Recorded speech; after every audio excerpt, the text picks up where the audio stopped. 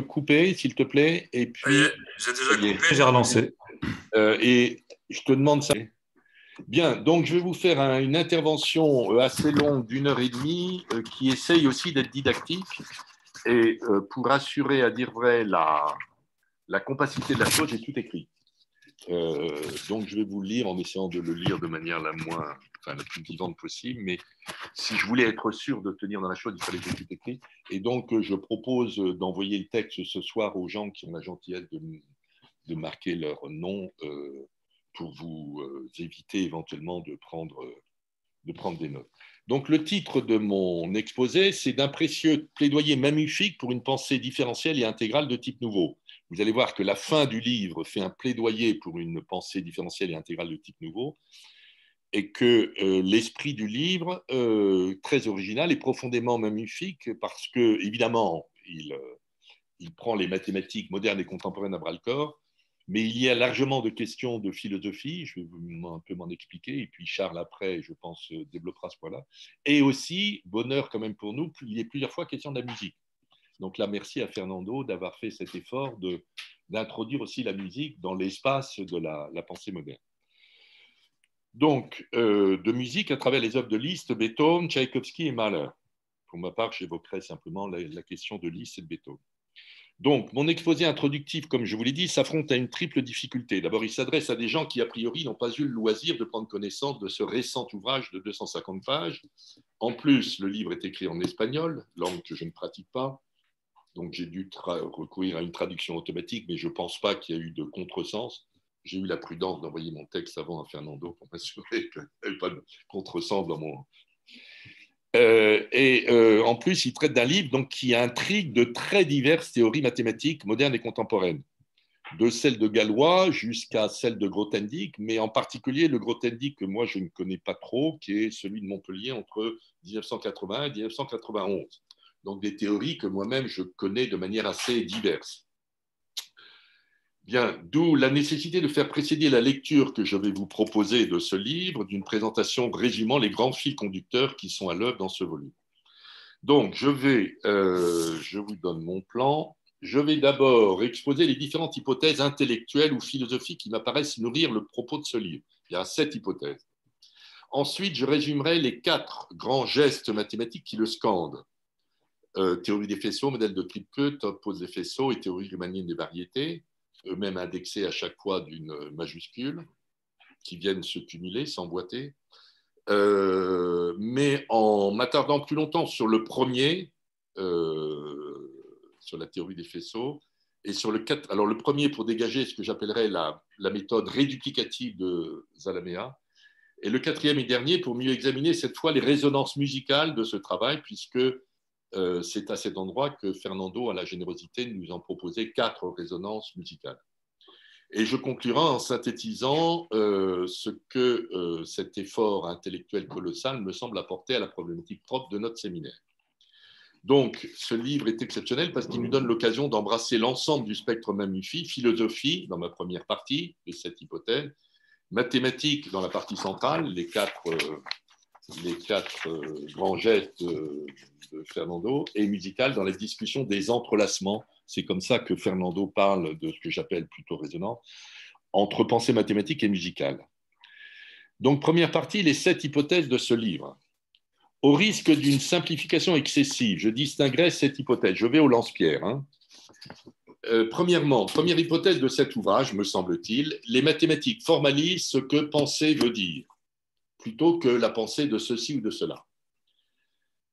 Cette hypothèse très générale, qui est mon hypothèse de lecture, elle n'est pas explicitée comme telle dans le livre, tend à disposer le livre sous le signe d'un Parménide, déclarant, j'en donne plusieurs versions parce que le point est de prime abord un peu énigmatique, la fameuse citation du fragment 3, le même, lui, est à la fois pensée et être, et une citation, une traduction plus explicite, plus parlante de Maurice Sachot, c'est la même chose, penser et être. Et dans le fragment 8, un peu plus loin, on trouve une autre version dans la traduction de Jean Beaufray, c'est le même, penser, et ce à dessein de quoi il y a pensé.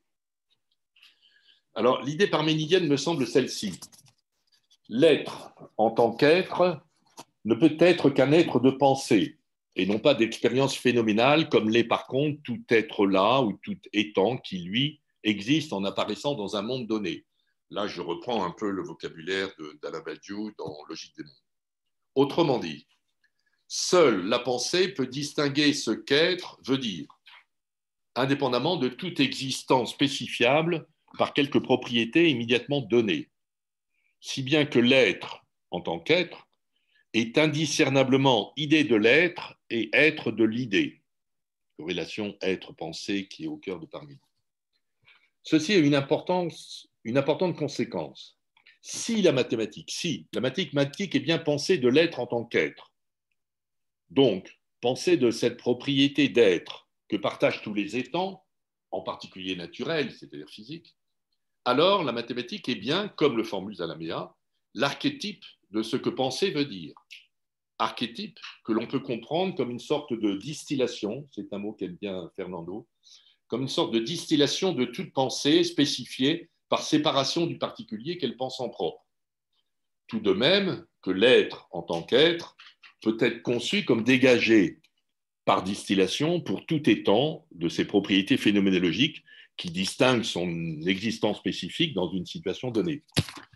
Pour donner un exemple tout con, ça plus ça fait 2 volumes. On distille ça et on dit 1 plus 1 égale 2. Et on ne s'occupe pas de savoir de quel étang il s'agit. On s'attache à la propriété d'être qu'ont ces 2 modalités pratiques d'étang.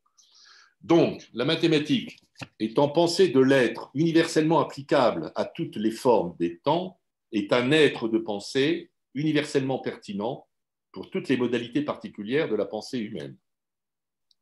Précisons, la mathématique pense l'être en le formalisant. L'expérimentation mathématique de l'être est formelle. La mathématique a pour protocole expérimental la démonstration axiomatique. La mathématique, d'une façon, a un protocole expérimental, comme toute science, je vous renvoie à Bachelard. Sauf que son protocole expérimental propre, c'est la démonstration. Corollaire, la pensée mathématique, formalisant ce qu'être en tant qu'être veut dire, formalise tout de même ce que penser en tant que pensée veut dire. C'est ça la première hypothèse. Donc, je la résume, les mathématiques formalisent ce que penser veut dire. Deuxième hypothèse, la pensée mathématique moderne formalise la manière moderne de penser. Ça, je vous signale, c'est une réduplication aussi qu'on trouvait, par exemple, chez Adorno, dans son livre sur Schoenberg, lorsqu'il examinait la modernité de Schoenberg. Il disait que seule une philosophie moderne peut, d'une façon, penser philosophiquement la modernité de la musique. Ce n'est pas possible avec une philosophie ancienne. Il faut qu'il y ait une philosophie qui soit moderne. Ce que je pense c'est un principe assez pertinent. On ne peut pas penser, je ne sais pas, des choses avec la philosophie d'Aristote. Il y a quand même un problème. Alors ça ne veut pas dire qu'Aristote est impertinent ou Platon n'est pas, etc. Mais on ne peut pas se contenter de ça, sinon ce n'est pas possible. Donc, deuxième hypothèse. Depuis 1830, alors 1830, d'ailleurs, c'est une date que reprend Fernando, page 8. Ah oui, quand je dis page 8, malheureusement, c'est dans mon volume en français. Mais enfin, la pensée mathématique, moderne et contemporaine, formalise la manière moderne de penser. Alors là, petit point de détail, Fernando Zalamea distingue pensée mathématique moderne et contemporaine, à mon avis, par un critère assez strictement chronologique. Pensée contemporaine, c'est l'après-guerre. Il ne me paraît pas clair, pour ma part, qu'il y a une différence de nature ou de contenu entre pensée moderne et contemporaine. C'est une distinction, je trouve, plus empirique que conceptuelle, alors qu'il y a clairement une différence qui n'est pas simplement chronologique, mais de contenu entre mathématiques modernes et mathématiques classiques. Donc ça, c'est un point sur lequel on a des longs échanges avec Fernando. Bon, je vous dis comment je le comprends, évidemment. Alors, cette hypothèse capitale, la pensée mathématique moderne formalise la manière moderne de penser. Cette hypothèse me semble capitale et d'une considérable acuité, parce que ça veut dire, c'est la réciproque, comment une manière moderne de penser pourrait-elle en effet se passer d'interpréter pour elle-même la pensée mathématique moderne. Ça se retourne. C'est-à-dire, si vous voulez avoir une pensée musicale moderne ou une pensée politique moderne, il y a peut-être un problème à complètement ignorer ce qu'est la pensée mathématique moderne. Bon, c'est une des hypothèses de notre séminaire, d'ailleurs.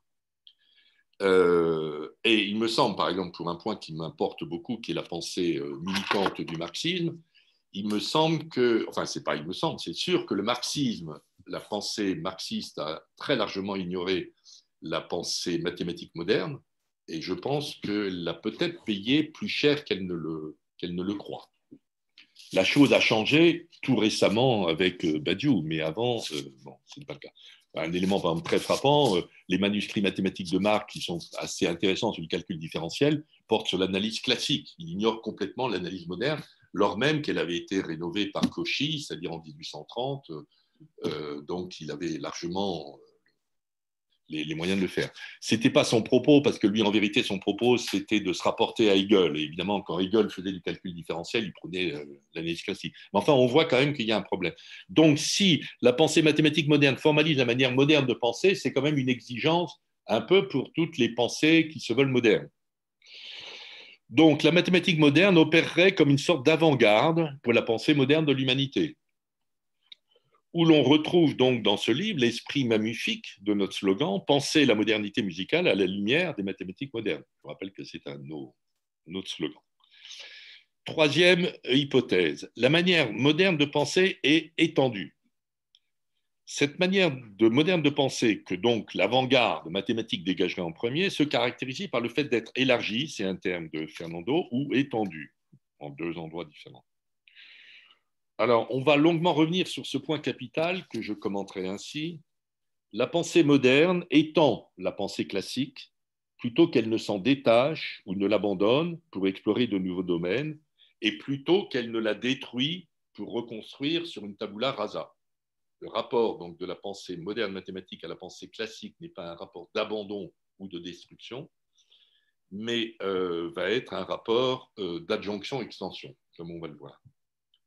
Les conséquences de cette conception, si on accepte l'hypothèse que les mathématiques modernes sont l'avant-garde de la modernité pour les mathématiques, pour l'humanité, sont très importantes parce que ça veut dire que donc les pensées modernes devraient penser leur rapport au classicisme non pas simplement sous la forme d'un abandon-déplacement ou d'une destruction-reconstruction, mais sous la forme d'une adjonction-extension. Si vous examinez ça du point de la pensée politique du marxisme, ça ouvre des choses absolument considérables. Et si vous l'examinez du point de la pensée musicale, également. En particulier, d'ailleurs, ça pose précisément la question du romantisme, parce qu'il est clair qu'une première modernité musicale, elle s'est construite comme étant immédiatement contre le romantisme, enfin détruisant ce qui est avant. Bien, là, je ne m'étends pas sur ce point-là, mais c'est pour dire que cette hypothèse est d'une portée considérable si on la prend un peu au sérieux. Quatrième hypothèse, la philosophie nomme de différentes manières cette manière moderne de penser. La philosophie a déjà avancé, selon Fernando Zalamea, différents noms propres pour cette raison étendue proprement moderne. Et l'introduction de ce livre est consacrée à ce point de la nomination philosophique.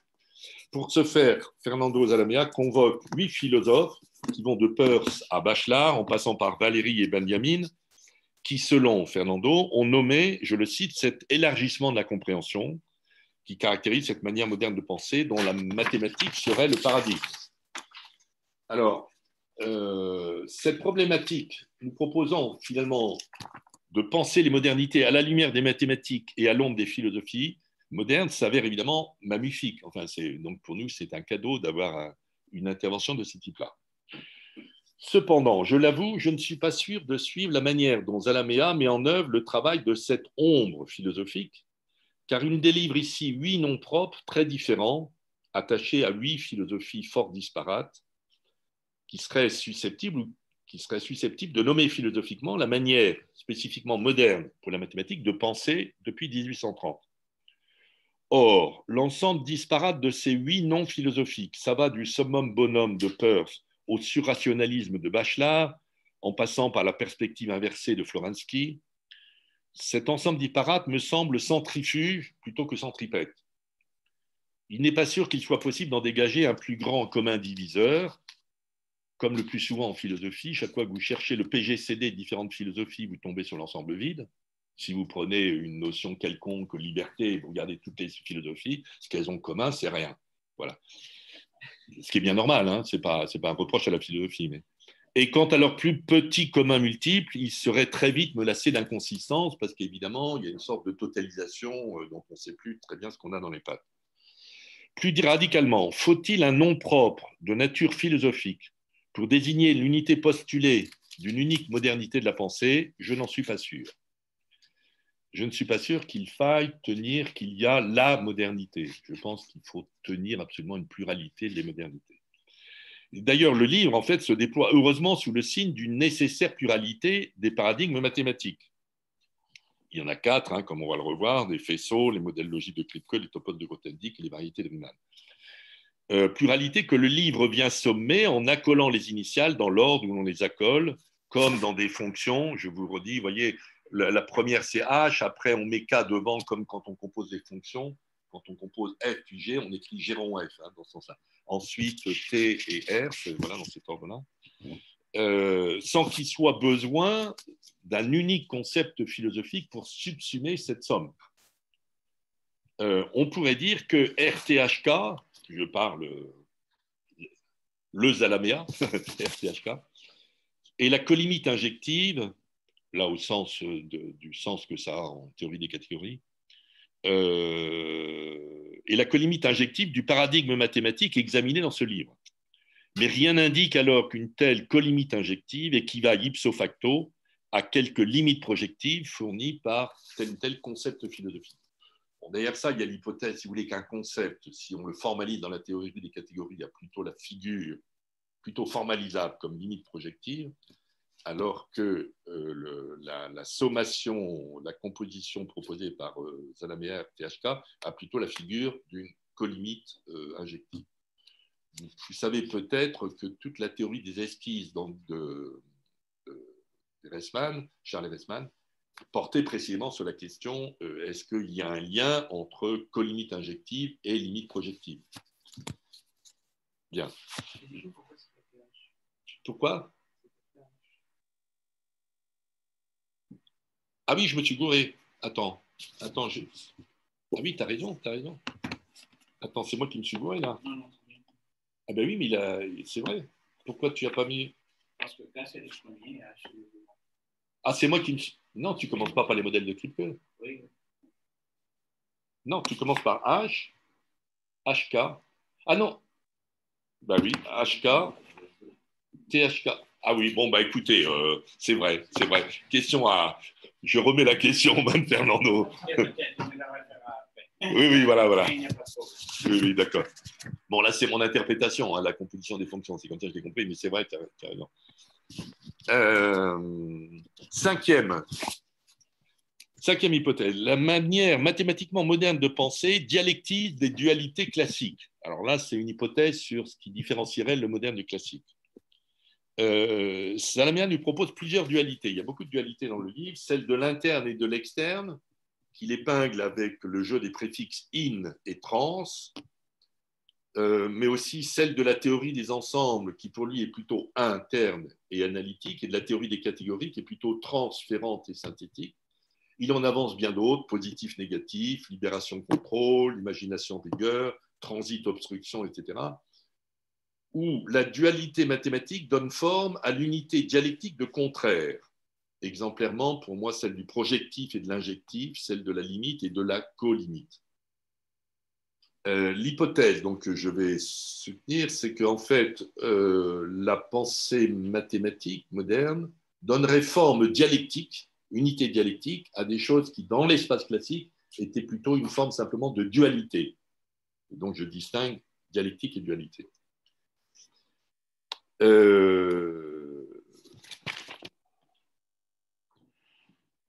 Alors, le problème, c'est que... Il y a une coupure. Hein. Il y a une coupure de quoi? C'est bon, c'est revenu là, mais il y a eu une petite coupure pour moi. Mais peut-être c'était moi. Hein. Bon. La dualité mathématique est là comme problème qu'elle tend à symétriser à l'excès, à mon avis, les deux contraires au principe de l'unité dialectique, et ce de deux manières. D'abord, en raison du caractère involutif des dualités mathématiques, pas de toutes, mais disons grossièrement involutives. C'est-à-dire le dual du dual, le bidual, c'est la même chose, le dual du dual de x et x, ou il est isomorphe, canoniquement isomorphe à X, mais enfin, en gros, ça nous ramène au point de départ. Ce qui est très différent, évidemment, de la relève dialectique d'une double négation, premièrement.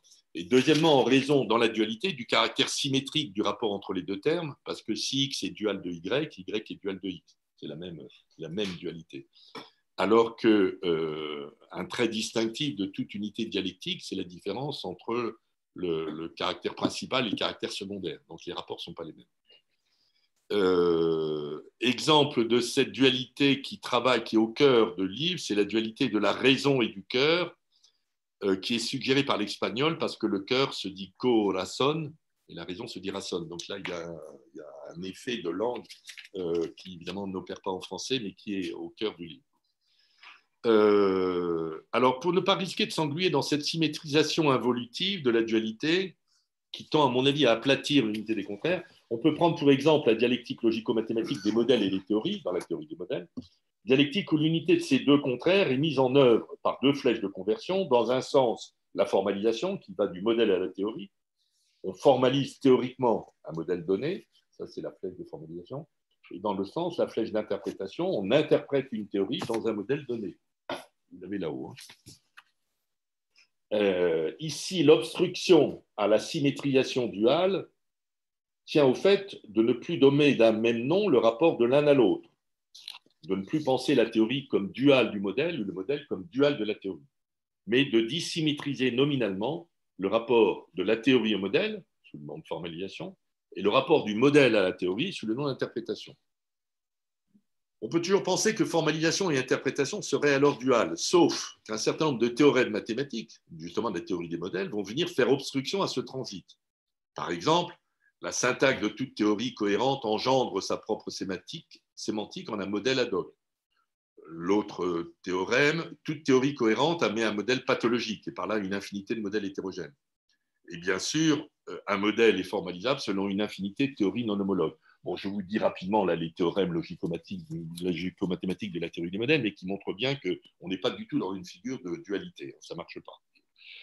Donc, où l'on pressent qu'il faut étendre la division dialectique non seulement aux deux termes qui en procèdent, mais également aux deux relations dissymétriques qui en découlent.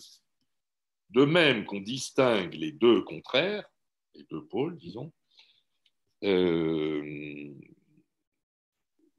de même, il faut distinguer par des noms adéquats les deux manières opposées, mais non duales, d'agir entre les termes. Autrement dit, il faut scinder l'idée même d'unité et pas simplement les termes dialectiquement unis. Si un se divise en deux, ce n'est pas simplement que l'un se scinde en un rapport entre deux contraires, mais c'est aussi qu'il se scinde lui-même en deux rapports contraires entre deux contraires. Bon, d'où voilà un peu les images. Alors, en vérité, comme on va le voir, Zalamea va très exactement opérer ainsi en distinguant, par exemple, projection et injection. Là, je vous donne justement projection et injection dans l'unité dialectique du cœur, corazón, et de la corraison, corazón. Donc, il opère bien ainsi. Donc, je vous rappelle, c'est l'idée que la manière moderne de penser dialectise ce qui, dans la mathématique classique, était plutôt pensé dans la modalité d'une dualité. Sixième hypothèse. La pensée mathématique moderne étend la raison générale par adjonction de reste. Alors ça, c'est l'hypothèse évidemment cardinale. On le sait, c'est Galois qui invente l'extension par adjonction, en l'occurrence l'extension d'un corps de rationnel par adjonction d'un irrationnel, telle l'adjonction de racine de 2 qui conduit à l'extension de Q racine de 2. Dedekind viendra quelques décennies plus tard inventer l'extension par adjonction, non plus cette fois d'un élément, comme chez Galois, mais d'une opération, en l'occurrence celle de coupure, qui va transformer globalement et d'un bloc le corps des rationnels en celui des réels.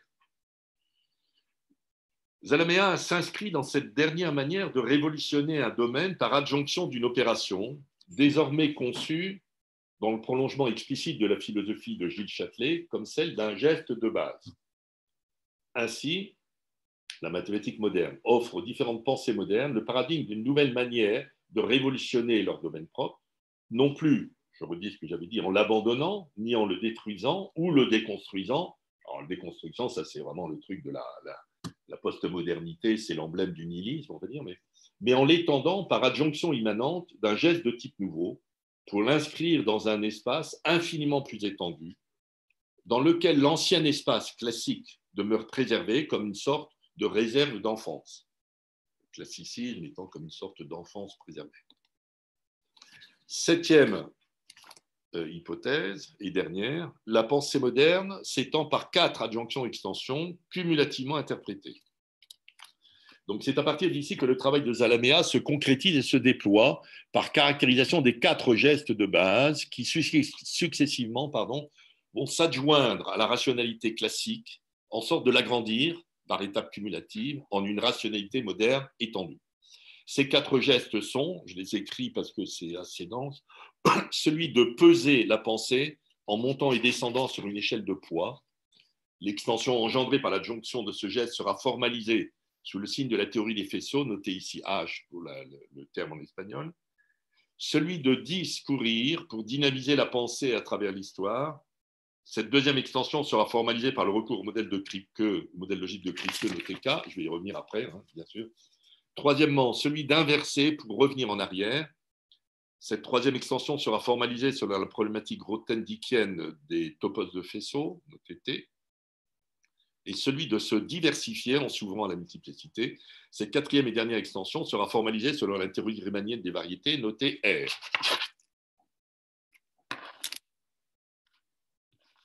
Oui, bon, je dois être dans les temps à peu près. En l'état, évidemment, de ces énoncés, la nature exacte de ces 4 gestes, peser, discourir, inverser, se multiplier, reste encore énigmatique. Chacune des 4 parties du livre va être consacrée à l'examen détaillé de chacun d'eux. Remarquons d'ores et déjà que de ces 4 adjonctions-extensions, l'une, la dernière, celle due à Riemann, relève dans le lexique de Zalamea de la mathématique moderne, quand les 3 autres, faisceaux, Kripke et topos, relèvent des mathématiques contemporaines. Ce qui correspond, à mon avis, au fait que, encore une fois, chez Zalamea, la distinction mathématique moderne et contemporaine relève plus d'un partage empirique et chronologique, un partage essentiel. Mais non. Bon, et comme on va le voir, une 8e hypothèse que j'appellerais celle de la réduplication va venir sceller l'intrication générale de ces hypothèses de travail. Bien, ce cadre rapidement brossé, examinons maintenant ces 4 gestes en privilégiant ceux, Mamussy oblige, qui se trouvent exemplifiés dans la pensée musicale moderne. Commençons par détailler le premier de ces gestes, celui que la théorie des faisceaux formalise pour mieux dégager la manière zalaméenne de concevoir le travail de la pensée mathématique. Zalamea commence par nous rappeler le travail de la dialectique locale globale dans la théorie des faisceaux, je vous rappelle, inventée par Jean Leray pendant la Seconde Guerre mondiale. Il y a en effet un travail du négatif qui est au principe de la constitution du concept de faisceau. Un faisceau met en rapport 2 espaces topologiques, une base et son déploiement ou relèvement, selon 2 rapports inverses, une fibration de la base vers son déploiement et une projection de son déploiement vers la base. L'enjeu de cette construction est la possibilité de relever la dispersion locale de la base en une cohérence globale du déploiement. Cette possibilité s'attache à l'examen spécifique, dans la base, des éventuels chevauchements entre différentes localisations. Si un chevauchement atteste d'un transit entre 2 localisations, alors la variation continue de la fibration vers le haut assure l'existence d'un recollement que je proposerais de nommer régional, en adoptant pour définition topologique minimale du régional l'idée d'une partie qui unit topologiquement 2 voisinages différents. Vous savez que dans le recollement des faisceaux, le point essentiel, c'est justement dans la zone qui recouvre 2 cartes, 2 voisinages. C'est ce point-là qui est, j'appelle cette situation une situation régionale, puisqu'elle unit 2 localités, 2 voisinages, avec 2 points différents, 2 ouverts différents. Ainsi, la relève globale dans les sections du développement de la dispersion locale dans la base transite par l'affirmation d'une dimension régionale intermédiaire entre la dispersion locale et la cohésion globale. Encore une fois, c'est moi qui rajoute la notion de régional dans la manière dont Fernando formalise la théorie des faisceaux, dont vous avez l'image. Ce faisant, Zalamea nous aide à discerner la dimension proprement dialectique de cette problématique des faisceaux. En effet, visant à capturer la variation continue des fibres par recollement, c'est une citation de lui, elle travaille l'unité des contraires d'une variation continue. Variation continue, c'est une unité des contraires. Puisque d'un côté, la variation porte la dimension négative de la différence en acte, et la continuité porte par contre la dimension affirmative d'un maintien en acte. Continuité, d'ailleurs, qui en un sens procède ici d'une double négation, puisque la variation différenciante n'est pas elle-même différenciée, mais se poursuit continuellement de la même manière. Deuxièmement, toujours dimension proprement dialectique dans cette problématique des faisceaux, la négativité de la base, négativité associée à la dispersion locale, est relevée affirmativement par le déploiement global des sections. Donc, on revient troisième dimension dialectique, la projection de l'espace déployé dans l'espace principe de la base réinscrit le travail du négatif au cœur même de la problématique des faisceaux. Au total, on dira que le faisceau relevant la dispersion locale via une variation continue, donc régionalisante de la fibration, selon un recollement global, circule d'une négativité à une affirmation via une double négation. Je me permets de rappeler d'ailleurs que la problématique des faisceaux, pour moi, a été au cœur dans le monde musique de la caractérisation de l'œuvre musicale. Ce que j'avais proposé comme concept de l'œuvre musicale, le faisceau des exécutions qui est autorisé par l'existence d'une partition donnée. Donc, c'est pour dire que cette problématique des faisceaux est extrêmement intéressante à plein de titres. Alors, d'où la 8e et décisive hypothèse d'une réduplication mathématicienne. Zalamea, bon, ça c'est, je résume comment Zalamea a présenté les faisceaux en y incluant ma problématique de la région. Zalamea va alors ressaisir cette dialectique à l'œuvre dans la théorie des faisceaux comme paradigme de la dynamique moderne de la pensée mathématique à partir de 1830. Ce faisant, il passe d'un comment les mathématiques pensent-elles à un comment penser les mathématiques ou comment penser la pensée qu'elles sont. C'est là l'hypothèse, à mon avis, principe de cet ouvrage, inscrite dans son titre même, modèle de faisceau pour la pensée mathématique. Il ne s'agit pas de la pensée mathématique des faisceaux, mais il s'agit précisément que la mathématique elle-même pourrait être pensée comme étant comme un faisceau.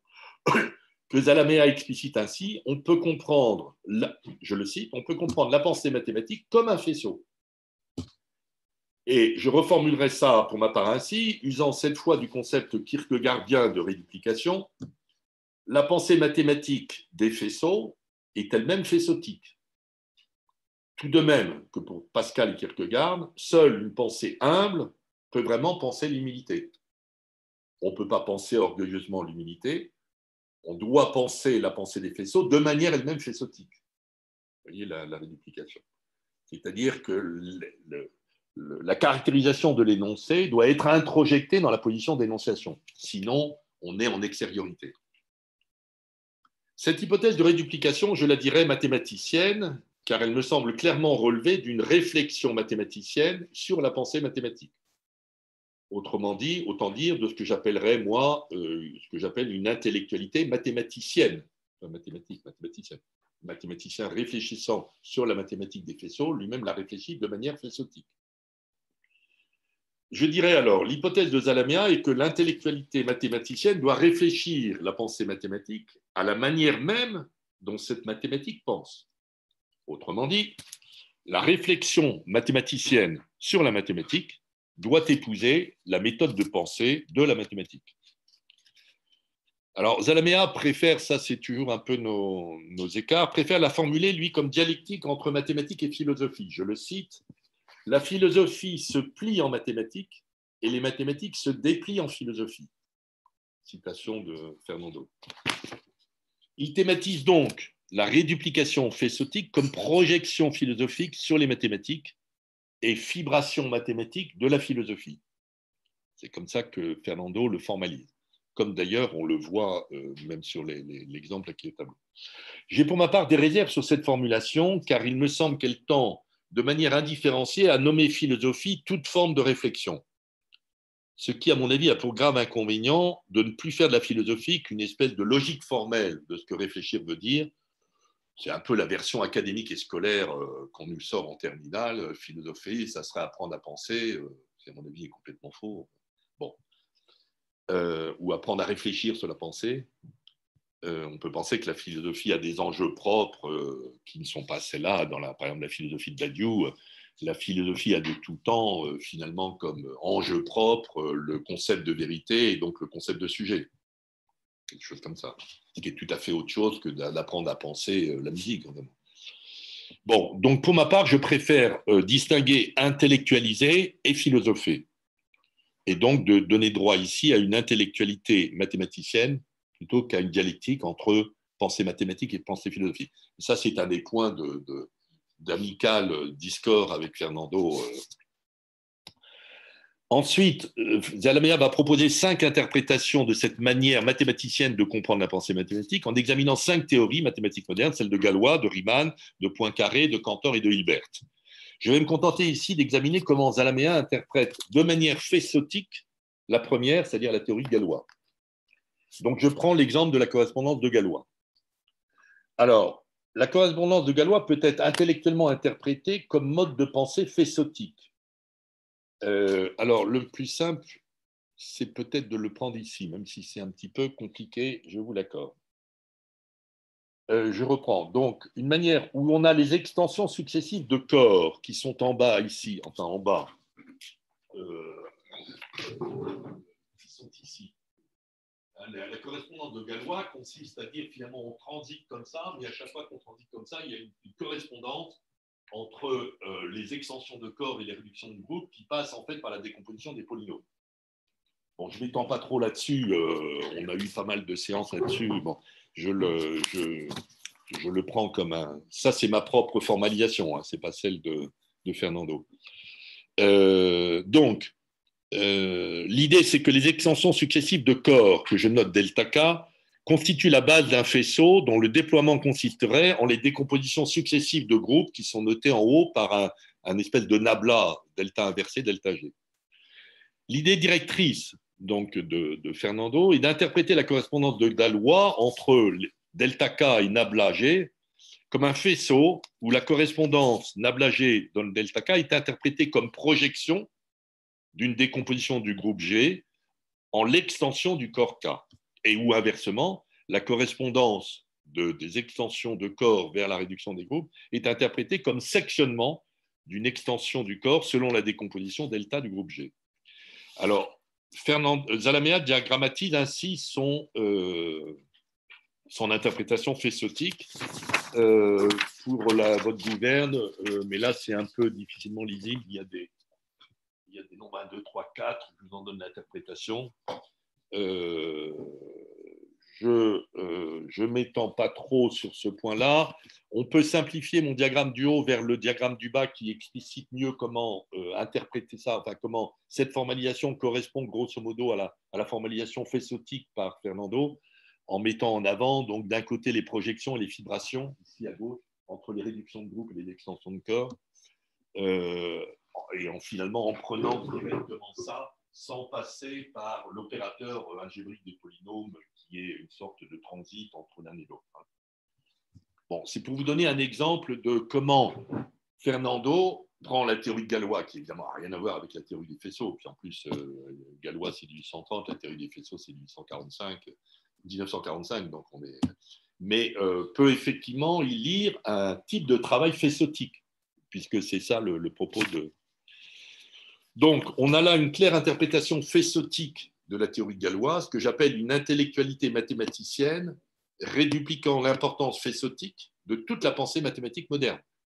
L'exemple est très intéressant, puisque précisément, Galois, c'est la naissance de l'algèbre moderne. Donc là, il repère dans la naissance de l'algèbre moderne quelque chose qui est un mode de pensée faisceautique.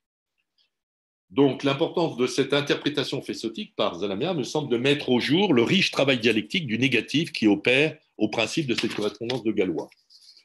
Bon, je ne m'étends pas trop là-dessus, mais on peut le voir vous le lirez dans le papier, sur la face arithmétique, la face géométrique, la face algébrique et la correspondance entre les deux. On retrouve le travail du négatif. Donc, c'est vrai que cette interprétation-là relève ou exauce dans la correspondance de Galois un travail du négatif qui n'est pas forcément immédiatement, qui est là, mais qui n'est pas forcément dégagé, isolé ou repéré.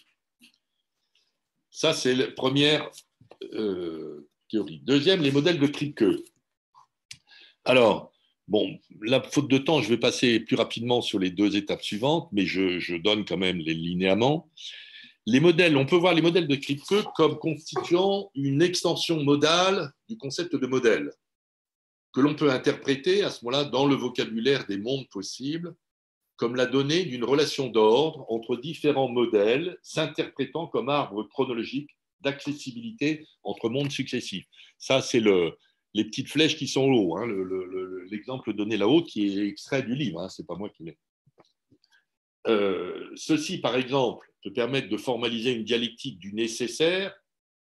On dira que ce qui est nécessaire, c'est ce qui est valide dans tout monde accessible, par exemple, et une dialectique du possible, entendue comme subordonnée au fait qu'il existe au moins un monde accessible dans lequel ça peut exister. Voilà, le possible, vous voyez, avec ce type d'extension chronologique, on va dire, des modèles accessibles, on peut produire un concept du nécessaire et un concept du possible intrinsèque au modèle. Alors, Zalamea va utiliser cette extension pour introduire une dimension historique dans une pensée mathématique jusque-là conçue en tant qu'unique faisceau, donc dans son vocabulaire plutôt comme caractérisé de manière phénoménologique. Comme on dirait, tout à l'heure, je vous ai montré, ceci serait la phénoménologie, la correspondance de Galois, hein, bon, avec tous les guillemets d'usage. Concevoir ainsi la pensée mathématique comme un faisceau de faisceaux, c'est une citation de lui, va lui permettre de formaliser mathématiquement l'évolution historique des différentes théories mathématiques. Alors, Zalamea en propose 4 exemples. Conjonction des théories de Galois et de Riemann mettant en évidence, d'un côté, l'existence chez Galois d'une pensée géométrique de la continuité, sous-jacente à la pensée algébrique du discret et anticipant les surfaces de Riemann. Bon, ce serait à discuter, mais en tous les cas, l'idée que dans Galois, il y a une pensée géométrique sous-jacente, ça, je crois que c'est absolument essentiel. Je vous rappelle d'ailleurs que dans un examen qu'on avait fait à Mamouchi de la théorie de Galois, je ne sais plus quand, je me souviens très bien de l'intervention de Pierre Cartier qui avait précisément porté sur ce point-là en disant n'oublions pas que derrière l'algèbre de Galois, en fait, il y a une théorie géométrique parce qu'évidemment, il y a des groupes de symétrie qui sont au principe même de... Et de l'autre, dans la conjonction des Galois et de Riemann, de l'autre, le rôle des fonctions algébriques dans l'émergence 20 ans plus tard de la notion de surface de Riemann. Et ça, c'est parfaitement clair. Donc là, il le donne. Ben voilà, c'est le deuxième schéma de Fernando. Deuxième exemple, qui n'est pas là, la conjonction entre les ensembles infinis de Cantor et la topologie chez Poincaré. Troisième exemple, la conjonction entre le programme fondamental de Hilbert et l'indécidabilité chez Gödel. Quatrième exemple, l'évolution tardive de l'œuvre de Grothendieck, 10 000 pages, de 1981, la longue marche à travers la théorie de Galois, de 1991, d'où le schéma en bas, que là, moi, j'ai plus de mal à suivre parce que je ne suis pas du tout spécialiste de l'œuvre de Grothendieck et encore moins de cette séquence-là du travail de Grothendieck. Voilà, bon, ça, c'était pour vous signaler voilà, quel était l'enjeu des modèles de Kripke dans cette construction. Troisième dimension, troisième geste, les topos de faisceau. Donc la théorie grothendickienne des topos de faisceau va permettre de doter les différentes chronologies intellectuelles, je vous rappelle que ça c'est l'acquis des modèles de Kripke, va leur permettre d'une consistance de monde, c'est-à-dire d'œuvres centralement ordonnées. Alors, notons qu'en ce point, la métaphore de Zalamea devient musicale. Ça, c'est assez frappant, c'est assez touchant. Il prend celle du chef d'orchestre qui, par sa gestuelle, synthétise l'exécution instrumentale d'une partition, espace topologique de base constituant le site du topos, apte à faire émerger l'espace topologique sonore propre à la musique. Bon, ça renvoie à des... Enfin, en tout cas, pour moi, ça renvoie justement à la définition de la caractérisation de l'œuvre musicale comme topos, comme faisceau. Au passage, je vous signale quand même aussi pour envoyer un propre truc, comme à partir du moment où l'œuvre était formalisable comme un faisceau, il y avait l'idée que le monde musique pouvait être formalisable comme un topos de faisceau. C'était évidemment ça l'hypothèse de débat. Et en fait, ça ne marche pas. Ça ne marche pas parce que la composition toposique des faisceaux dans les topos de Grothendieck ne marche pas, à mon avis, pour le monde musique. Enfin, bon, donc, il y a des limites aussi à la comparaison. Enfin, en tous les cas, voilà, pour moi, c'est assez précieux d'avoir une espèce de tangence avec Fernando sur cette question l'apparition de la musique pour, d'une façon, faire apparaître, rendre sensible la question du faisceau. Donc, on a désormais affaire à une formalisation de la pensée mathématique comme topos de faisceau sur des modèles de Kripke, THK. Formalisation que Zalamea a choisi d'interpréter comme métaphysique de la pensée mathématique selon la métaphore suivante que je vais vous lire. Je l'ai écrite là pour que mieux la partager. Un exemple de l'utilisation analogique de THK est ce que nous avons appelé le topos d'existence. Nous prenons comme base le temps de notre vie et nous plaçons à chaque instant la fibre de nos croyances à cet instant. Nos expériences donnent naissance à des sections locales tout au long de notre existence.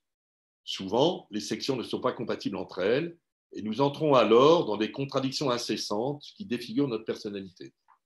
Avec un peu de recul, nous nous demandons si notre agitation constante de l'enfance, l'adolescence, l'âge moyen ou la vieillesse a un sens.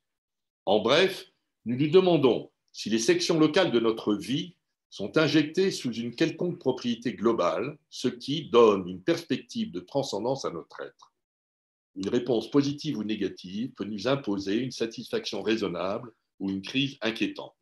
Bon, moi, j'aime beaucoup ce genre de développement parce que c'est une espèce de liberté de pensée qui ose présenter ce que la pensée mathématique peut dire aux existences. Voilà. Et ça, merci d'oser faire ça. Zalamea ressaisit ensuite, selon ce schéma réflexif, la dialectique mathématique interne à 7 théories mathématiques canoniques, Galois, Riemann, Poincaré, Cantor, Hilbert, Gödel, Grothendieck, mettant ainsi en évidence 4 possibilités. Je vous les donne comme ça en brut, mais pour vous donner envie de lire le livre. L'existence au sein d'une même œuvre, premièrement, de modes de répétition qui itèrent dans le temps, deuxièmement, de formes dialectiques qui entrelacent différentes fibres de la pensée, troisièmement, d'environnements structurels venant projeter leur permanence sur des variations sous-jacentes, quatrièmement, de véritables points fixes. Je ne m'étends pas sur la riche complexité de cet éclairage mathématicien, encore une fois, je fais ça pour un peu vous introduire le... Quatrième, théorie riemannienne des variables. François, j'ai une question très courte là-dessus. Est-ce que, parce que j'avais entendu une émission, moi, exactement proche de ça, c'était Daniel Sibony, le mathématicien, qui avait utilisé cette logique avec les faisceaux pour reconstruire la logique des rêves, interprétation des rêves entre les moments décousus au niveau de la base et une fibration. Il essaie de relever avec des fibres. Ce n'est pas évoqué du tout, ça. C'était très intéressant, mais il utilisait le faisceau. Oui. Et quelle est la question? La question, est-ce que cet exemple est abordé ou pas? Parce que tu parles de l'existence. Est-ce que Daniel Sibony, qui est un mathématicien français, il n'est pas du tout évoqué, lui, là-dedans? Là, je te propose de renvoyer la question. Après, ok. Comme j'y pense là, après je vais les oublier. Oui. Mais... non, mais je vois très bien. Il y a quelqu'un qui m'a envoyé récemment un travail aussi à propos de Freud qui va dans le même sens. Enfin, d'accord. Je pense que l'hypothèse. C'est intéressant comme manière d'utiliser ce schème-là après pour. J'entends bien. Non, mais ça va tout à fait dans le sens de moi ce que je comprends de la pensée zalaméenne, qui est qu'effectivement, ce concept de faisceau, qui est éminemment moderne, même contemporain, est extrêmement. Je veux dire, les mathématiques font don à l'humanité de concepts formidables, enfin de notions formidables, et on ne peut pas les ignorer si on veut penser les choses de manière moderne. Donc, que ça puisse s'appliquer aux rêves, oui, pourquoi pas.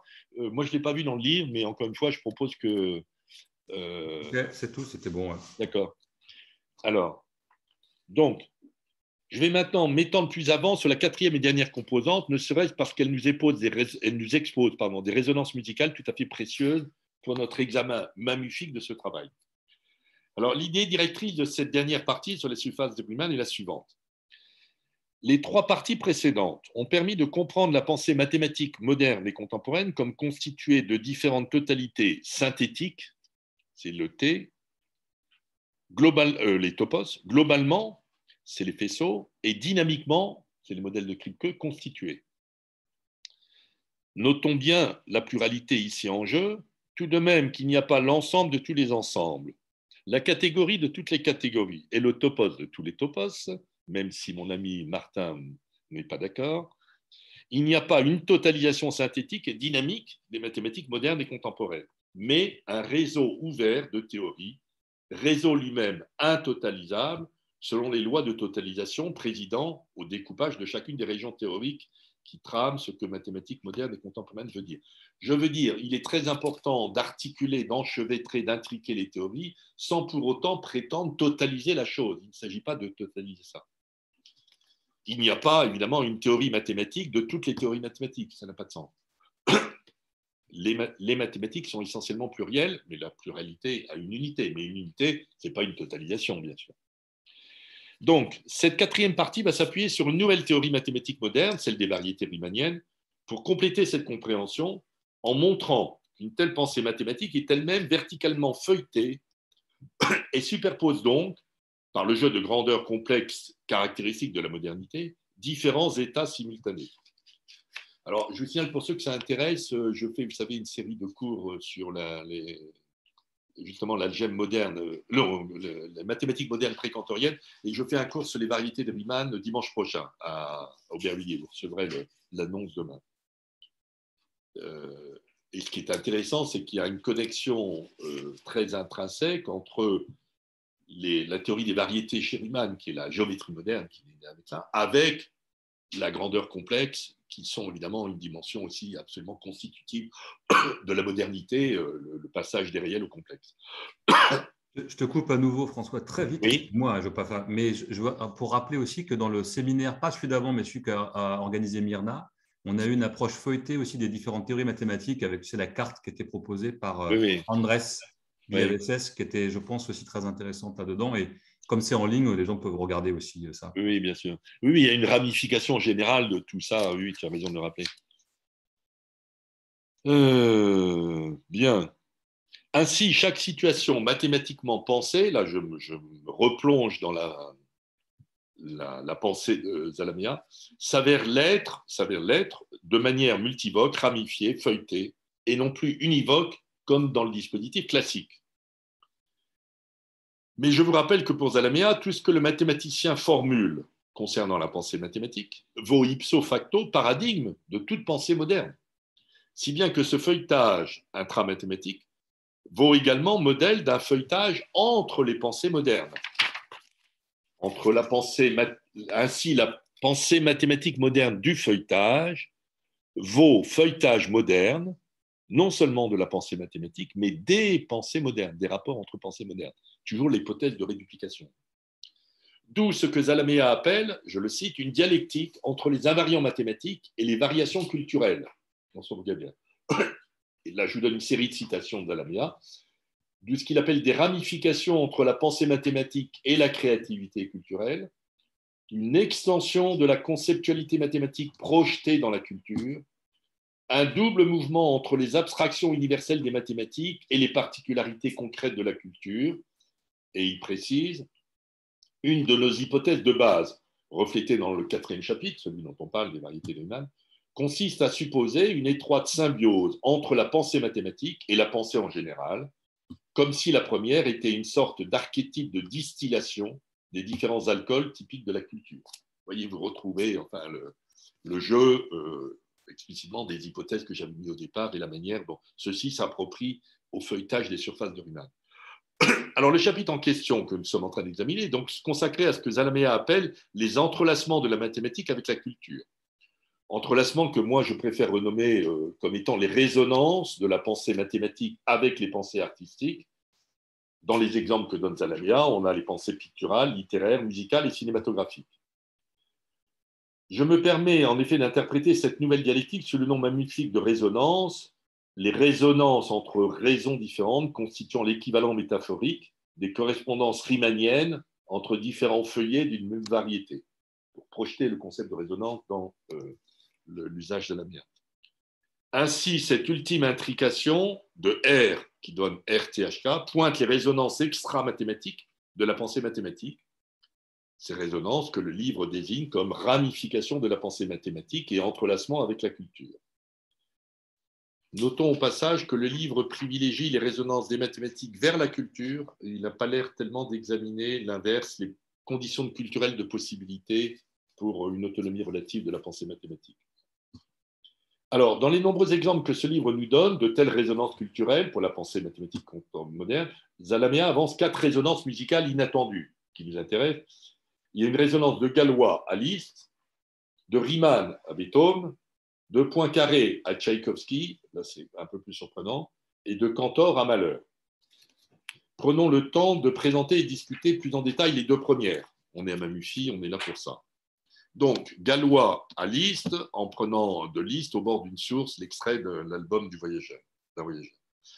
La résonance va porter sur ce que Galois appelle sa théorie de l'ambiguïté et que Zalamea résume comme un passage du négatif au positif, puisque l'indiscernabilité des racines d'un polynôme quantique s'avère l'envers négatif de l'existence affirmative d'un groupe simple de permutations. Bon, je rappelle, Galois montre que si la plupart des polynômes quantiques sont pas décomposables en racines algébriquement formulables, c'est parce que le groupe de leurs racines lui-même est indécomposable. C'est un groupe simple.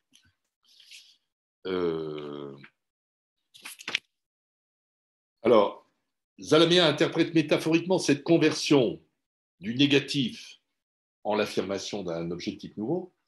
Je rappelle que Galois sort des impasses de l'algèbre classique en dégageant justement un objectif nouveau qui est le groupe. Et il dit, c'est en examinant cet objectif nouveau qu'on peut comprendre les impasses de la résolubilité algébrique. Donc, il l'interprète métaphoriquement comme la prise de conscience que seule la pénombre laisse entrevoir la lumière. C'est l'interprétation de Fernando. D'où les résonances qu'il propose avec le sfumato de la peinture de Turner dans la période 1830-1850, avec la pensée poétique du sombre chez le premier Victor Hugo, celui des Feuillets d'automne, 1831, et donc avec l'album du voyageur du premier Liszt, 1834-1836. Comme on le voit, pour cette première exploration, Zalamea est un peu prudent, il propose des résonances artistiques qui sont toutes chronologiquement contemporaines, autour de 1830. On va voir qu'après, il s'autorise plus de distance. On comprend bien cette prudence. Alors, examinons plus en détail ce qu'il en est dans la pièce de Liszt. Alors, la voici pour commencer dans l'interprétation d'André Laplante, que je sélectionne parce qu'elle est accompagnée de la partition. Il s'agit d'ailleurs d'une seconde version un peu plus tardive, qui est celle qui a été intégrée aux années de pèlerinage, mais ce n'est pas décisif dans le propos. Vous me laissez 2 petits temps que je vous sorte la chose. On va avoir quand même un peu de musique, c'est quand même sympa. Ah ben, il est là. Ah oui, mais il faut que je fasse un... Merde. Attends, il faut que je fasse un partage. Normalement, tu avais mis le partage avec son, ça devait marcher, hein, essaye. Non? Et là, je le lance. Tu le vois là ou non? Non, je ne vois pas, non. Oui, non, tu m'avais dit qu'il fallait changer. OK. Attends, excuse-moi. Reprendre le nouveau partage. Excusez-moi. Nouveau partage. Clique là, avec le son. Merde. Pourquoi il me demande une autorisation maintenant? Là, ça marche. Non, ça marche, là. Vas-y, appuie.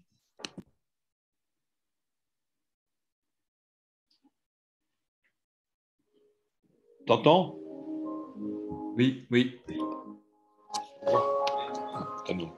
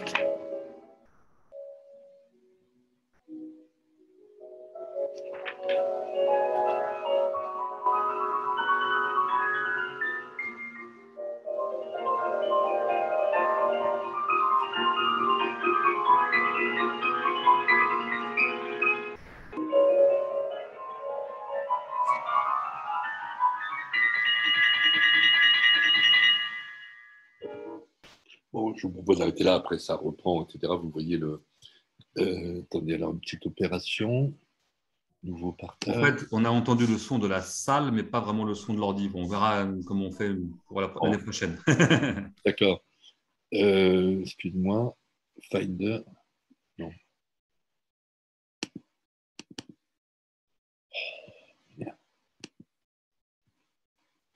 Excuse-moi, je patauge. Donc, Zalamea rehausse l'opposition, je le cite, c'est dans l'interprétation de Leslie Howard qu'il l'apprend, entre une sensation de douceur, de légèreté et de dépouillement dans l'évocation des eaux et ce que Leslie Howard appelle de nombreuses complications techniques qui, à mon avis, tiennent directement au fait qu'il s'agit ici la première de 12 études de vélocité. C'est une étude, c'est pas, donc il faut quand même que les doigts travaillent. D'où que l'opposition entre main droite et main gauche, plus directement lisible dans la version initiale, qui est celle qui est en dessous, là, Allegretto, qui est celle de l'album du voyageur, alors que la première, je vous rappelle, c'est là un peu plus tardive, qui est prise dans les études constitue pour Zalamea un terrain de médiation entre la lumière et l'obscurité. Donc, Zalamea s'autorise d'un rapprochement historique entre le gallois révolutionnaire de 1830 et un liste se référant en 1831 au lion des colères ouvrières, des Canuts. Il s'autorise de ça pour conforter l'idée qu'un archétype galloisien penché vers les frontières de la pénombre serait bien ici à l'œuvre. Quel que soit... Alors, bon, je discute ça parce que, vous allez voir, je vais faire une autre proposition après. Il faut quand même aussi discuter ces questions-là. Sinon, quelle que soit la vive sympathie que j'ai pour cette méthode des résonances et pour ces rapprochements que la théorie galloisienne autorise en effet entre dialectique politique et musicale de la clarté consciente et de l'opacité inconsciente, je ne suis pas sûr que cet exemple musical convienne vraiment. La dialectique galloisienne de l'ombre et de la lumière s'attache en effet à une opposition très spécifique entre la clarté formelle d'un polynôme et l'opacité indécidable du groupe de permutations qui sous-tend l'unité des racines de ce polynôme. Je vous en donne un exemple très simple. Qui pourrait voir que dans le premier polynôme, x simple plus x4 moins 4x3 moins 3x2 plus 3x1 plus 1, etc., est irrésoluble, alors que le même polynôme, on le voit. Ah oui, on ne voit pas, il faut baisser le truc, qui ne diffère qu'au lieu de mettre plus 1, on met plus 2. Cette fois, il est développable avec 4 racines réelles, et il est développable en x, x2 moins 1, etc., avec les 4 racines réelles. C'est évidemment impossible à... Ça ne se voit pas, c'est absolument impossible. Ça correspond au fait que, si vous voulez, on a le premier polynôme, il a bien 4 racines réelles, mais qui ne sont pas algébriquement formulables, alors que les autres sont algébriquement formulables. Et que, si on le prend, le groupe de Galois est un groupe de Galois simple pour les 4 autres, dont je vous donne le principe, puisque A donne E donne B, etc. Je vous signale que ce polynôme a été longuement commenté par Alain Cohn dans les conférences qu'il avait faites pour le, je ne sais plus quel anniversaire de Galois. Alors que dans l'autre cas, on a évidemment très clairement une racine, un groupe de Galois qui est entièrement décomposable. Bon, il est évident que la différence entre les deux polynômes est absolument... paraît complètement minime, alors qu'en vérité, du point de vue algébrique, leur différence est énorme. Si l'on cherche un équivalent de cette dialectique dans la composition musicale, on ne peut se contenter, à mon avis, d'une opposition trop générale entre clarté polyphonique et ombre d'arpège virtuose, comme le dispose à l'évidence cette étude de Liszt. Le groupement polyphonique des deux voix mélodiques est en effet ici explicite. Il n'y a rien de...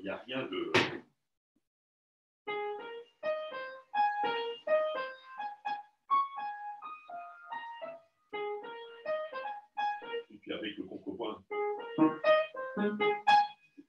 Et puis après, il y a les pêches qui font... Enfin bon, on n'est pas du tout dans, à mon avis, s'il y a une ombre, si on dit que les arpèges sont l'ombre, etc., ce n'est pas du tout au sens de l'opposition que j'ai donnée entre la clarté du polynôme et le caractère complètement inapparent du groupe des permutations des racines. D'ailleurs, Lorraine ne s'y trompe pas, elle sait sans difficulté suivre la variation de ce motif mélodique, émergeant en une sorte de canopée, vous savez, enveloppant la prolifération virtuose propre à toute étude de ce type.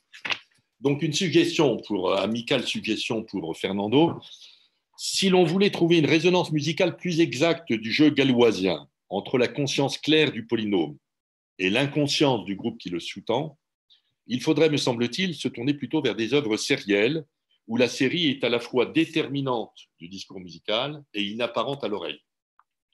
C'est la synthèse disjonctive de l'écriture et de la perception qui fait ici musicalement résonner l'inconsciente conjonction galloisienne entre le polynôme et le groupe de symétrie entre ses racines.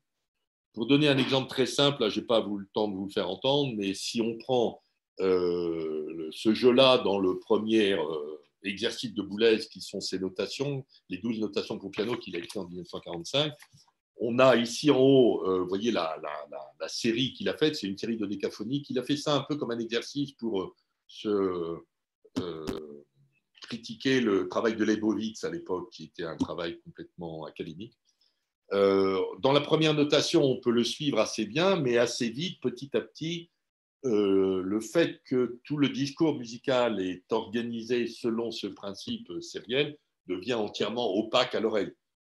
Dans le premier, encore une fois, on peut le suivre assez bien, puisqu'on a quasiment la série exposée ouvertement. Dans la notation 7, c'est déjà un peu plus compliqué, parce qu'il y a en particulier l'opposition entre les deux mains. Et dans la notation 3, vous voyez, c'est dispersé, etc.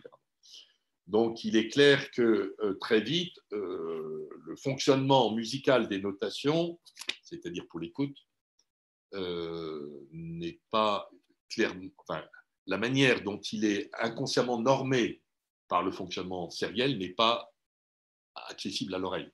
Donc, il me semblait, voilà, ce que je voulais suggérer à Fernando, c'est que je pense que l'hypothèse générale est très intéressante, mais peut-être cet exemple est mieux du côté sériel. Alors, je vais faire un peu pareil pour l'autre exemple où il rapporte Riemann et Beethoven, le Beethoven du 14e quatuor en do dièse mineur opus 131. Dans ce second exemple, Riemann vient,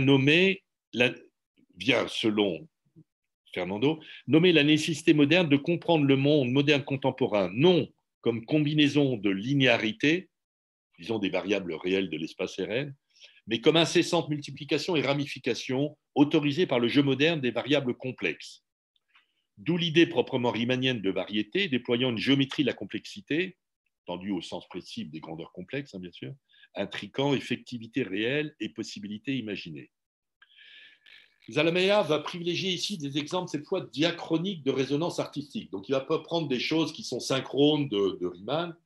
Il va prendre celle de Novalis, les hymnes à la nuit, alors évidemment qui précède Riemann d'un siècle, Beethoven qui précède aussi Riemann, et celle de Rodin qui le suit plutôt, puisqu'il prend l'exemple du plâtre inachevé de 1900. Dans ce livre, le développement concernant le 14e quatuor de Beethoven est assez conséquent. Il y a 2 pages qui lui sont consacrées. Il rehausse la composition comme travail d'unification d'une profusion multiple, comme synthèse opérée sur une diversification incessante du matériau musical, comme effort d'équilibrage global minutieux sur des dizaines de sections locales, comme discours constamment tressé de transition, mutation et différenciation, discours s'attachant à faire converger cette prolifération locale vers quelques centres tonales continus, maintenus à travers l'incessant contraste du continu et du discontinu. Je vous ai un peu résumé.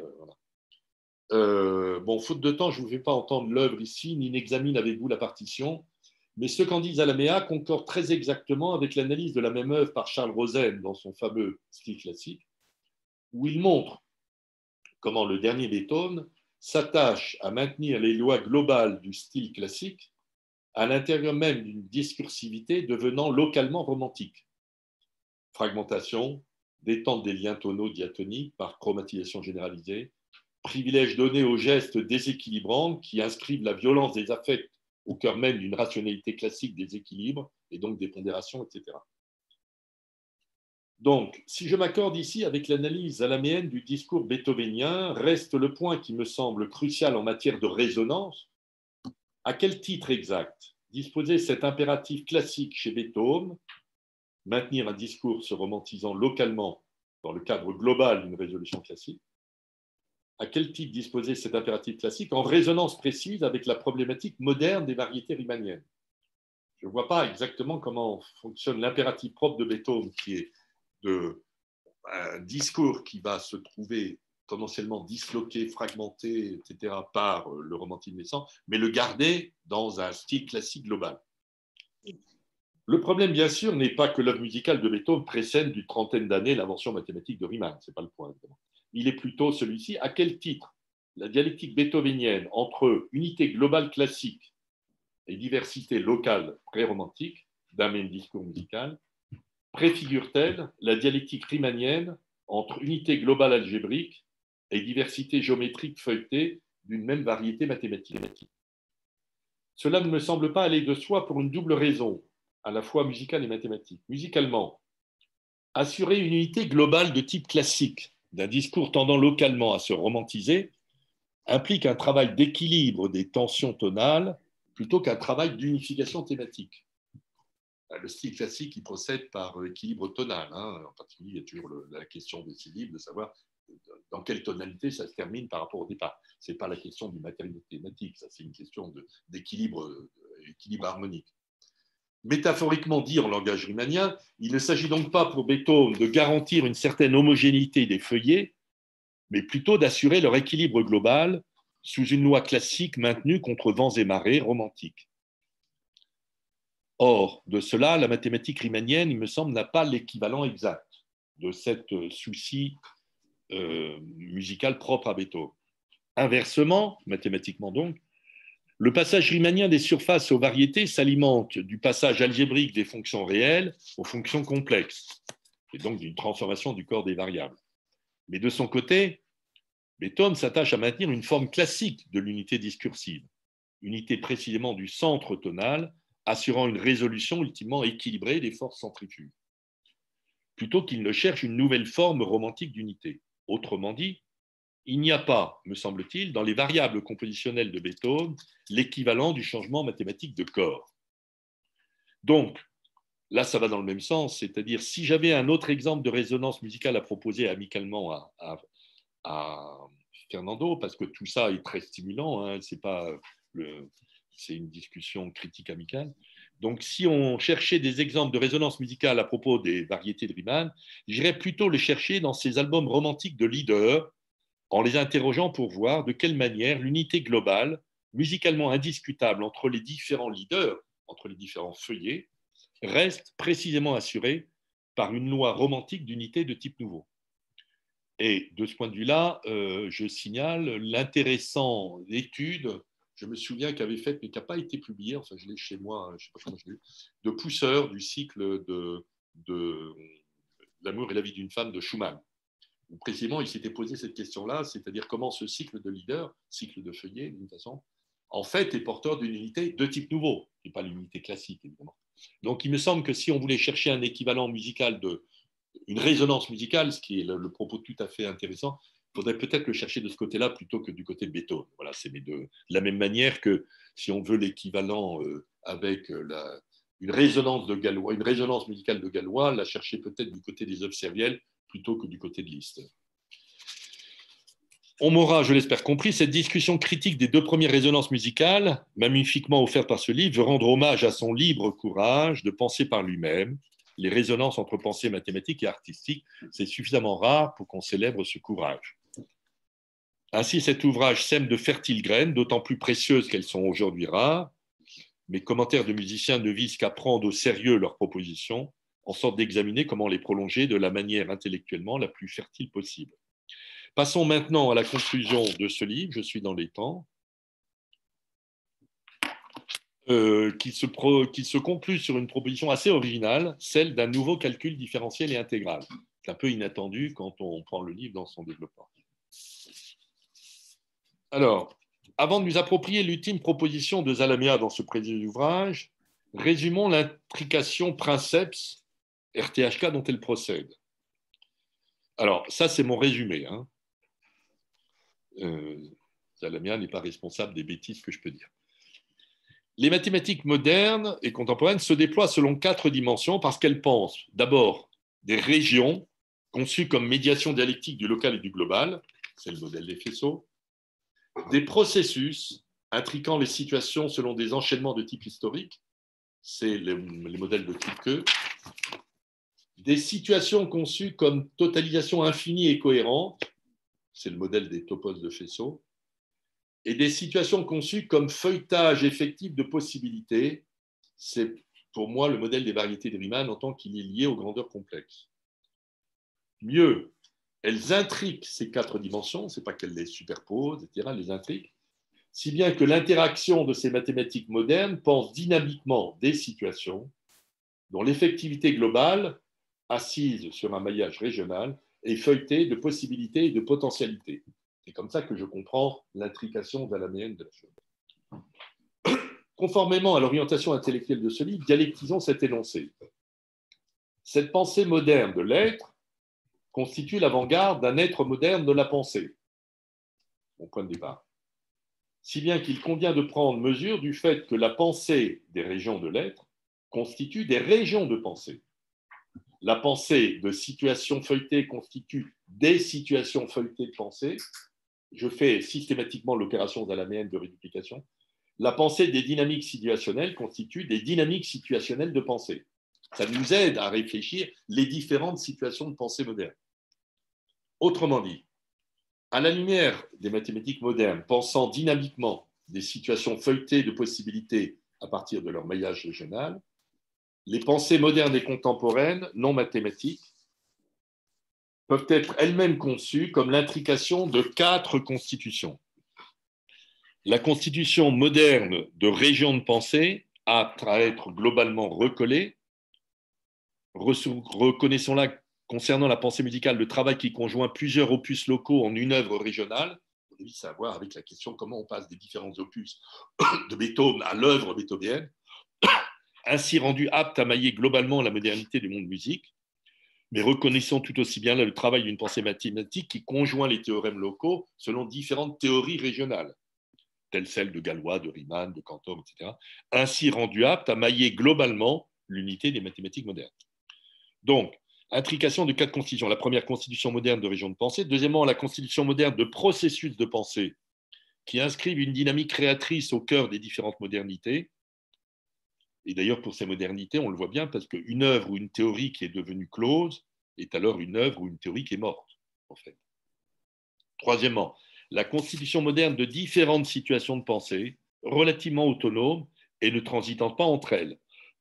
Il n'y a de modernité de pensée qu'au pluriel, il n'y a pas plus la modernité des différentes pensées modernes qu'il n'y a le topos des différents topos, quoi qu'en pense mon ami Martin, qui va nous expliquer qu'il y a un bitopos de tous les topos. Mais bon, ça c'est à discuter. Et quatrièmement, la constitution moderne de situations de pensée qui sont feuilletées et multivoques et non plus monovalentes et univoques. Les situations modernes de pensée intriquent leurs effectivités à divers régimes de possibilités et potentialités. Autrement dit, penser en moderne, ce n'est pas se contenter de penser univoquement ce qu'il y a, mais penser l'ouverture multivoque des situations modernement conçues sous le régime. Il n'y a pas que ce qu'il y a, parce qu'il y a des possibles aussi et pas simplement de l'effectif. Donc à cette lumière, on peut distinguer, alors là je vous ai fait un petit tableau résumé, mon tableau résumé de la distinction entre manière moderne et manière classique de penser. La manière moderne de penser serait caractérisable par 4 traits distinctifs. L'action régionale ou restreinte, comme médiation active, transit dans les termes de Fernando vers le global. La primauté donnée au processus et donc au futur sur l'état et le passé de la situation. La découpe de totalisation autonome, autorisant de tenir que s'il n'y a pas de grande totalisation, il y a bien cependant des situations. Et quatrièmement, la prise en compte des possibilités d'une situation sans la réduire à ce qu'elle comporte d'effectivité, sans la cantonner donc à sa factualité. D'où l'inévitable multiplicité des interventions créatrices dans une situation donnée. Parce qu'autant la facticité est univoque, autant évidemment les possibilités sont multivoques. Tout le monde ne va pas se mettre d'accord sur le fait qu'il est aujourd'hui possible de faire autre chose que la voie néolibérale qu'on nous accède. Ou que rentrer dans la guerre mondiale entre les 2 grands impérialismes dans lequel on voudrait tous nous faire rentrer. Je ne sais pas si vous vous rendez compte de ce qui est en train de se passer. A contrario, la manière classique s'avérera plutôt attaché à une simple dualité locale globale, un partage des tâches sans la médiation dialectique du régional, premièrement. Deuxièmement, une séparation entre états statiques et dynamiques relativement insaisissable. Troisièmement, l'hypothèse d'une totalisation englobante dans laquelle les situations se découperaient comme parties. On aurait finalement un grand tout dans lequel une situation serait simplement des découpes. Et quatrièmement, la réduction de ce qu'il y a aux effectivités factuellement attestables pour tous, sans prendre alors en compte rationnellement le champ des possibles, inscrit au cœur même des situations, et renvoyant ainsi la prise en compte de ces possibles à un imaginaire disjoint d'une rationalité conçue comme calculatrice. Cette question-là de l'effectivité, de la possibilité, à mon avis, ça a à voir directement avec le passage, avec le corps des complexes, le passage entre l'analyse réelle et l'analyse complexe. Qu'est-ce que c'est qu'analyser une situation du point des complexes, c'est-à-dire du point où il y a, dit dans le vocabulaire mathématique, il y a aussi un axe imaginaire, c'est-à-dire en fait un axe des possibles. Alors, je termine maintenant par le dernier truc. Donc, de tout ceci, bon.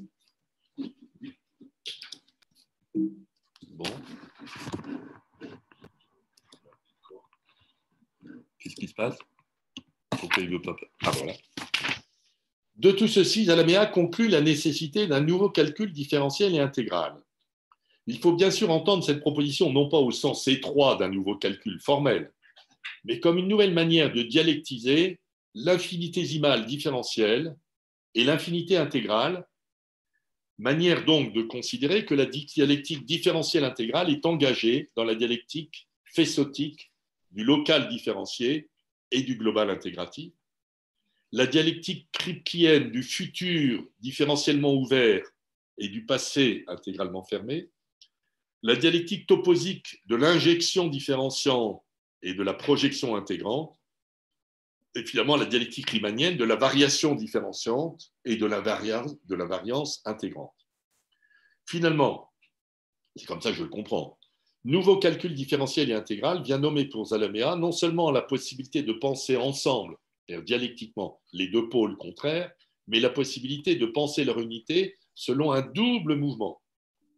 Donc très exactement sous le schéma dialectique dont je vous ai parlé au début.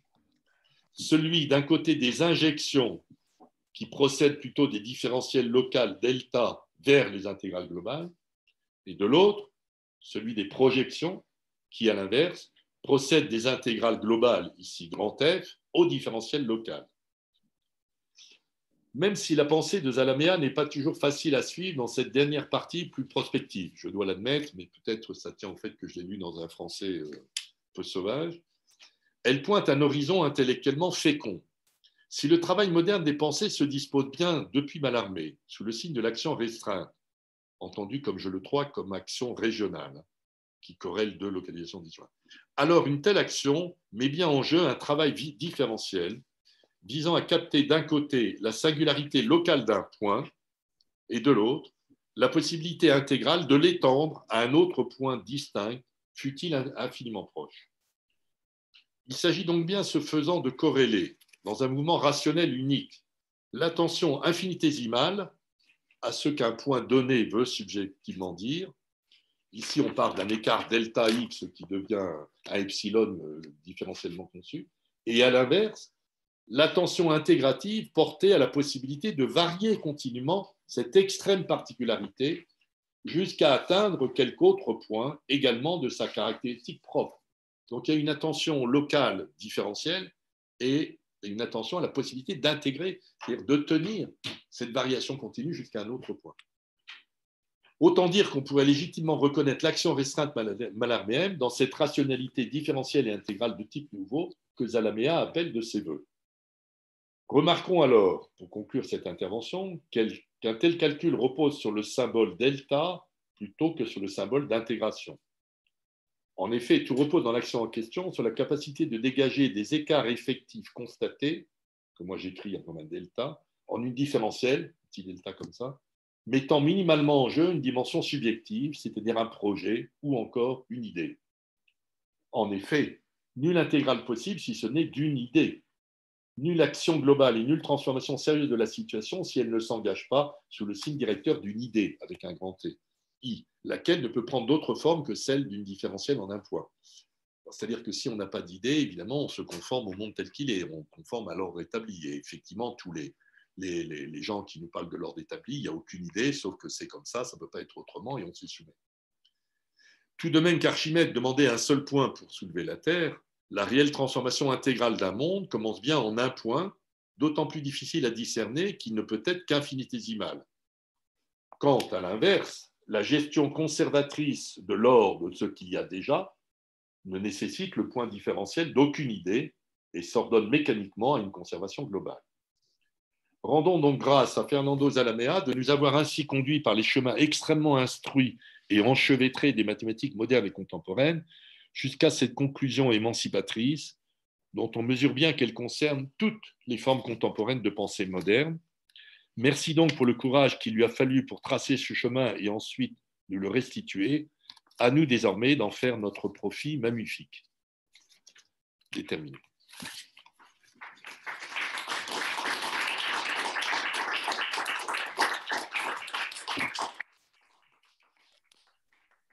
Bon, ben, j'ai tenu mon temps. Alors, je vous signale que ce texte-là, donc, remplissez la feuille, là. Refais-le peut-être circuler parce qu'il y a d'autres.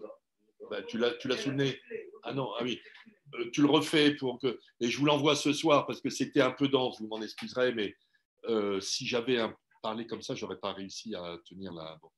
Et, voilà. Donc, je vous propose qu'on passe tout de suite à la suite, non? Enfin, la deuxième partie, c'est-à-dire Charles. Et puis après, on a une discussion avec Fernando qui prendra le temps. Charles, tu as ton. D'accord. Mathias, tu peux arrêter, bien sûr, tu as déjà arrêté, j'imagine. Non, j'étais en train de.